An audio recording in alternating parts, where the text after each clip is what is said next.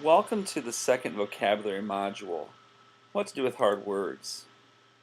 In the first vocabulary module, you learned how to rate words based on your strength of understanding. This was an example sentence. I asked you to rate the words in red: denounced, absconded, and incriminating. The police chief denounced the mayor who had absconded with the incriminating documents.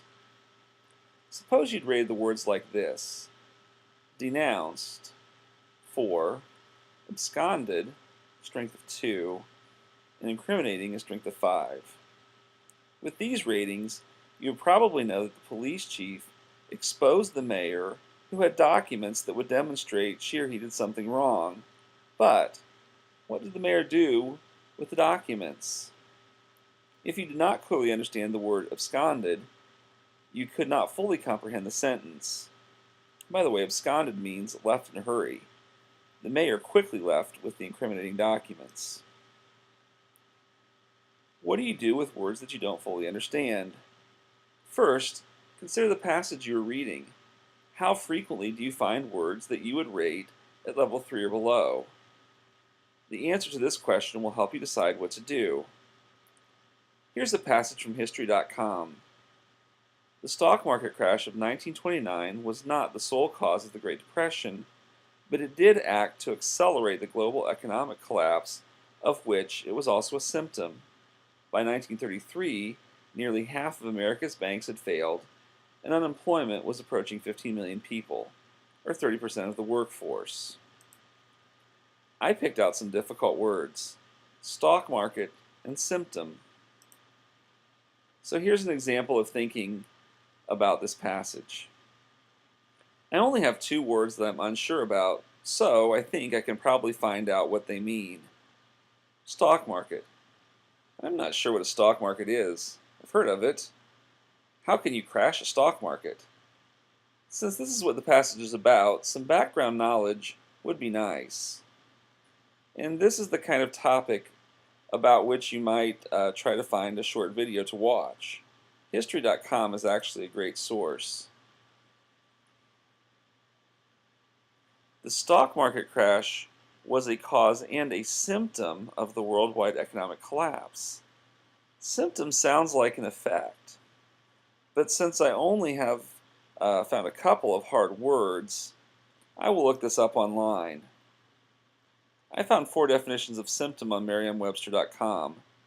Which do you think best fits the context? 1A. Subjective evidence of disease or physical disturbance. 1B. An evident reaction by a plant to a pathogen. 2A. Something that indicates the existence of something else. Or 2B. A slight indication. The stock market crash of 1929 was not the sole cause of the Great Depression, but it did act to accelerate the global economic collapse, of which it was also a symptom. I think the third definition seems to fit best: something that indicates the existence of something else. So I can understand that the collapse of the system of trading shares of companies, stocks that people buy and sell, was not the only cause of the Great Depression. The stock market crash caused the worldwide economy to fall more quickly and was also an indicator of that fall.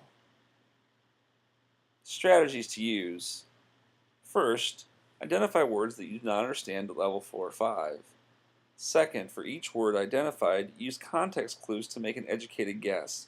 What do you think it means?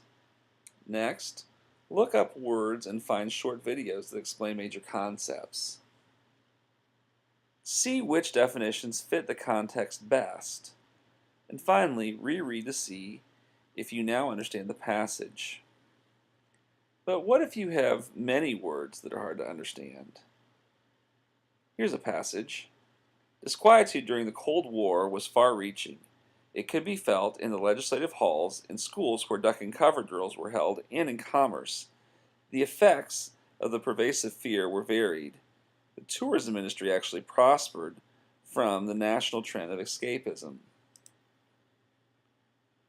With the typical amount of reading required, it would be too much to look up every word in a passage if there are several that you do not understand. Here's an additional strategy to use when this is the case. Decide which words are most important to your being able to explain the meaning of the text. So here's an example of thinking about this passage. Disquietude during the Cold War was far-reaching. I know that dis is negative. Quiet could be calm, and later the passage talks about fear. I think I might understand this word to mean fear. Duck and cover is a term my history professor gave the class. I think I need to know about it. I'll bet there's a short video I could watch to explain this. Let's see. So, it could be felt in the legislative halls in schools where duck and cover drills were held and in commerce. Commerce is just one example of where fear could be felt. I get the idea that fear was widespread, so this may not be the most important term. The effects of the pervasive fear were varied. Pervasive is an adjective describing fear. This is the subject or verb of the sentence, not a major point in the paragraph. I would guess that's something to do with the fear being widespread, but I can understand the sentence without understanding this word. Escapism means to get escape means to get away. What did the nation want to get away from that made the business of tourism get more money? I might be able to figure this out, but it seems to be a major point. I will make an educated guess, then I will look up a definition. In summary, it's important to figure out which words will most help you understand a passage.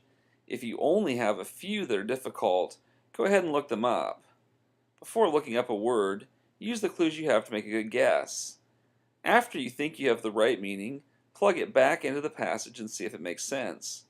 For major concepts or events in history, try watching short online videos to build background knowledge. Your instructor has assigned a passage of your reading to use as practice.